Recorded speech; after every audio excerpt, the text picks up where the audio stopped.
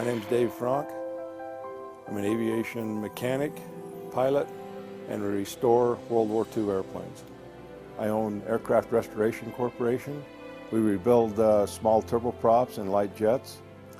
I've always had an interest in airplanes since I went to school in LA at Northrop Institute of Technology. From there I went to work on the B-1 bomber. I've always been fascinated with World War II bombers and fighters. They have a sound, they have a feel, they have a smell that is second to none. My a partner is from Australia. He's always been looking for World War II airplanes, whether it's a bomber or cargo airplanes. He just wanted a World War II airplane that we could rebuild and put back out on the circuit and go fly the airplane. This is a Douglas A-26 Invader. It was built in 1944. It's a light bomber, light attack bomber. It has, the nose is missing now, but it has 8 guns on the nose and a cannon. Has guns in the wings, and it has a bomb bay here that's locked up. It carries 8 500-pound bombs. When Dave first approached me about getting an airplane like that, I thought, well, this is going to be an interesting thing. What are we going to do with a big thing like that? I mean, that's a pretty big airplane. And it will require a lot of work, a lot of head scratching, and it's going to be a challenge. The airplane arrived in May of 2011. We had a semi-trailer with the fuselage on. We moved that off, put it in the hangar here. We then brought the wings in on the semi-trailer, lifted those off. The engines came on the next trailer with the tail section, the vertical, horizontal stabilizer, the engines, propellers, cowlings, landing gear, tires, wheels, all these different things. My contribution to the airplane is one of refurbishment, helping to engineer whatever parts it needs and such like that. It is a big jigsaw puzzle right now, and people look at us like we're crazy, like, how are you going to put this thing together? And we know that we can do it. The generations coming up see their worlds much differently than the guys that got here before them, and much of it is lost to them. And to keep the machines alive and going, and the other one to help show the younger generations what was brought before them to get them to, or to have them have the lives that they've got now because of some of this equipment. We'd like to share that with the younger generations to show them that there indeed was importance to these things, and that we'd like to preserve that.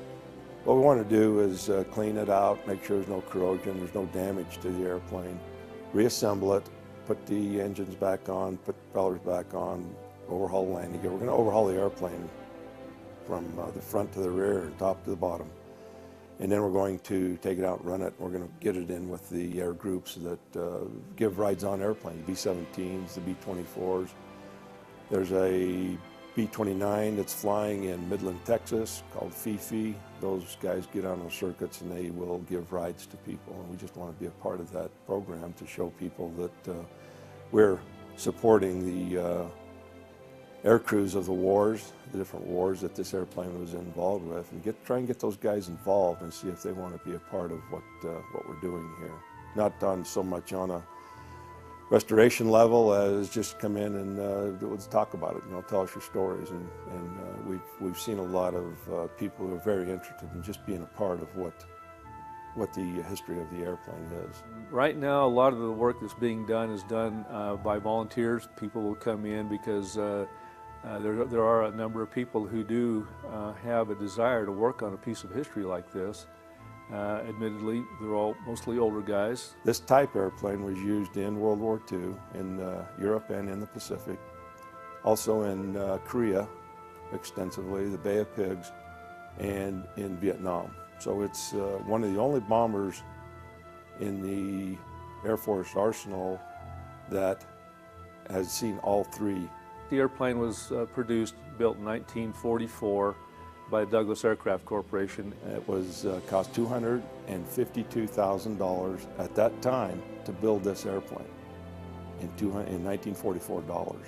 The airplane was finished at the end of November, and by the time January 1945 came around, I was told that it had 8 hours of flight time on it, and the Army Air Force at the time decided that they no longer needed this serial number, and subsequently turned it into the civilian registry for disposal. It never saw any service because the war was coming to an end. Went to Tucson and sat for 3 years. The government had stricken the airplane from their records and put it out for salvage. It sold for $2,500 to Standard Oil. So that's quite a difference. The airplane was moved from Tucson to Van Nuys, California. They demilitarized the airplane, took out all of the war equipment that was in it, and then subsequently had it modified for executive transport, and I believe that Standard Oil took possession or bought the airplane and then operated it for the next 20 years. They flew it for 6,000 hours and it retired. They retired the airplane in 1968.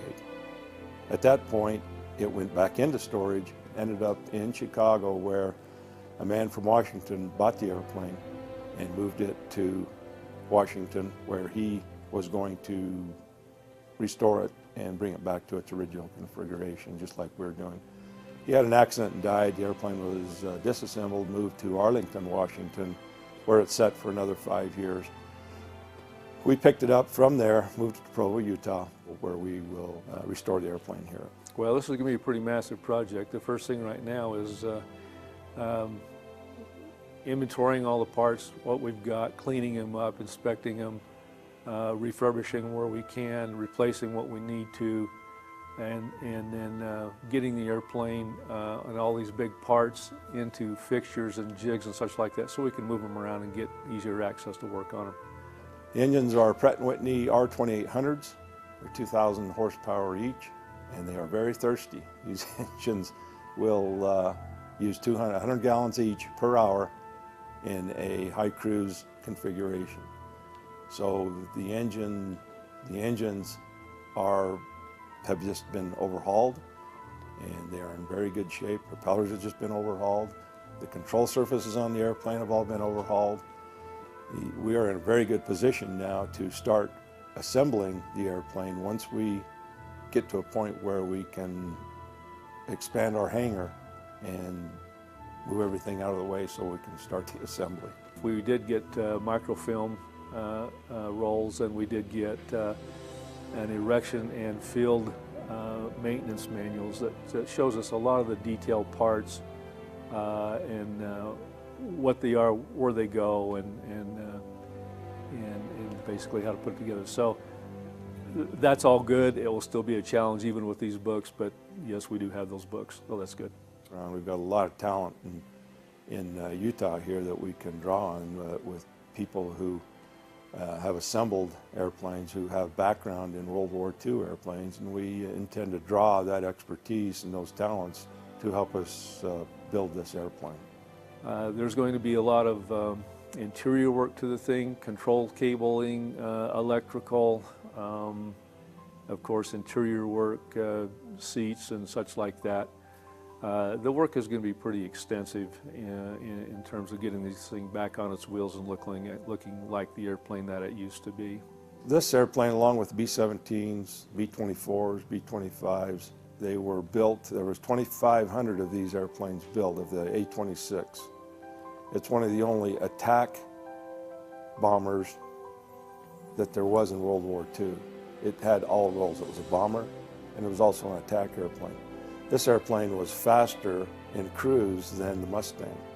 It was a little racer. I think that's what they called. That was a nickname for the airplane. It would outrun the Mustang. The Mustang was the foremost fighter of World War II and Korea. You just couldn't beat it. But the A-26 would actually go faster and carry it carried a bomb load. As airplanes had developed through the war, would carry almost as much as a B-17 with a 3-man crew rather than a 10-man crew. So they were developing, even at the beginning of the war, they were starting to develop B-29, which was the airplane that actually ended the war, carried the atom bomb to Japan. But the A-26 is a smaller airplane. It's about the size of a B-25, which is a more popular airplane because they just built more of them and it entered service earlier. The airplane was a night fighter in Korea and in Vietnam. And they changed, modified the airplane to what they call a Special K or a K model B-26 in Vietnam. And it had bombs, rockets, it had a lot of the turrets on the top and the bottom, guns in the nose. It was heavily armored. And it still only had a 3-man crew, had only one pilot. It's a lot of airplane to fly for one guy to be taking care of everything. Had a navigator, radio operator, a bombardier, and a lot of those guys took a lot of those positions. The guy in the back ran the turrets and the bomb bays, the guy in the front flying, and then either bombardier, navigator, radio operator. Carried 8 500-pound bombs or incendiaries, several incendiaries, and it had the 8-gun nose, or it had a cannon in the nose, and it had 6 guns in the wings, plus the 2 turrets, the turrets on top, 50 caliber turret on the top and the bottom. So it was heavily armored, and it started putting hard points on the wings to carry external stores, so it'd actually carry bombs and rockets on the wings. This airplane would carry more and go faster. And I believe that if the war had gone on, if they would have built 15,000 of these airplanes, it probably would have been the best bomber in the era of 1944. And I think that it's going to be a very worthwhile project. Be a lot of labor, no doubt about it. But I think once it's all done, it'll be something that we really could be very proud of. This airplane could have a potential life of 100 years or more. There's a DC-3 flying right now with 80,000 hours on the airplane, built in 1940, that is as good as new. At the moment, Dave and I are essentially the only ones who are involved full-time with the airplane.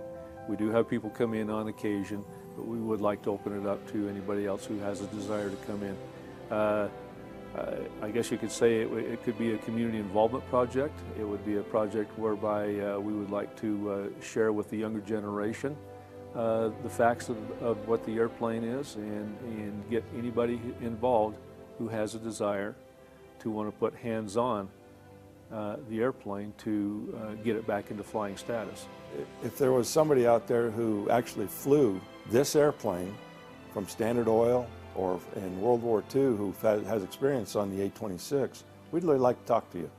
If you have an experience with other airplanes in B-17s, B-29s, B-25s, we want to make you a part of this airplane. We want to bring people together so that they can look at this and be a part of what their history was. There's so many valuable stories. There's so many people out there who have experience locked away in their minds that they don't know, that once they get around it, they actually open up and they'll talk to us. We've had so many experiences, people walking in here and doing that.